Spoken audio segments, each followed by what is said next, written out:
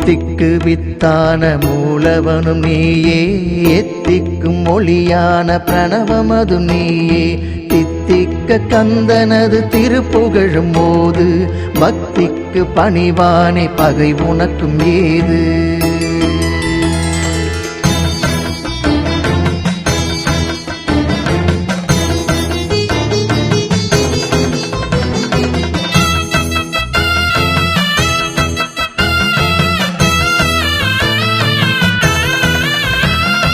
வானோங்கி நின்ற மலைதனில் வாழும் வேளா, வேலேந்தி வினையழிக்க விரைந்தோடி வாவா.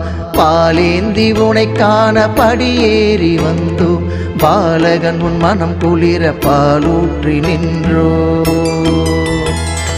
வேலவனே வாவா